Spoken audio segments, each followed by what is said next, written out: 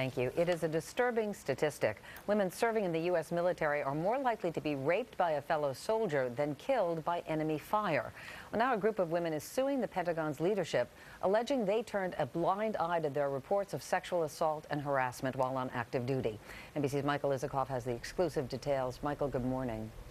Good morning, Meredith. The number of reports of sexual abuse in the U.S. military is alarming, and a lawsuit being filed today pins the blame on the Defense Department's top leadership.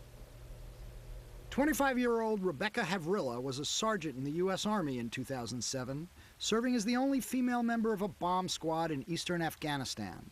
She says she was constantly harassed and groped by her team leader. He made a habit of telling me exactly what he wanted to do to me, of trying to pull me into bed with him, of grabbing my waist and trying to kiss my neck and grabbing my rear end as I'd walk by. Even though she faced enemy fire from the Taliban, Havrilla says her most harrowing experience was what happened on her last day in Afghanistan when a fellow sergeant trapped her inside his room. He pretty much said, "You're not leaving until I get what I want," and pushed me down on the bed and used his body weight at that point to hold me down and proceeded to rape me. Havrilla says her assailant took photographs of her while he raped her, and the pictures were later posted on a porn site, hotmilitarygirls.com.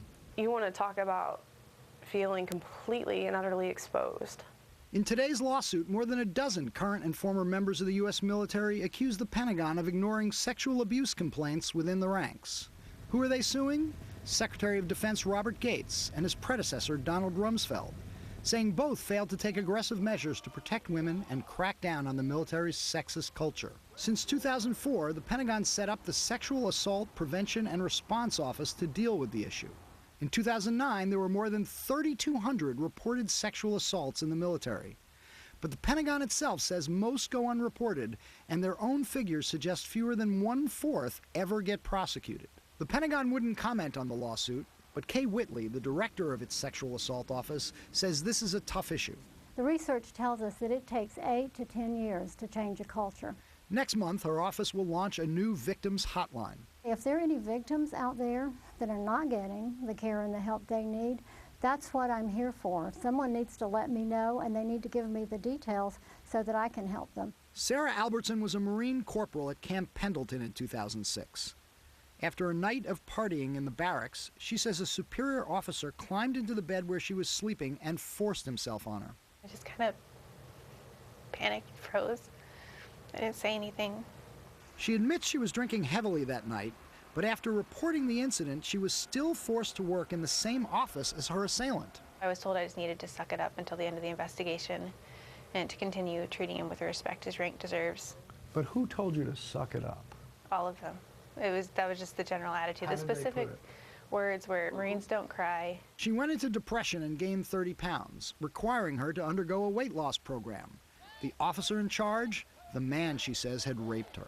I had to report to him about my body every day. Albertson says she only escaped her assailant when she was deployed to Fallujah in Iraq in 2008. I actually felt much safer there than I did back at our command. You felt safer in Iraq than you did back at your command in the United States. Definitely.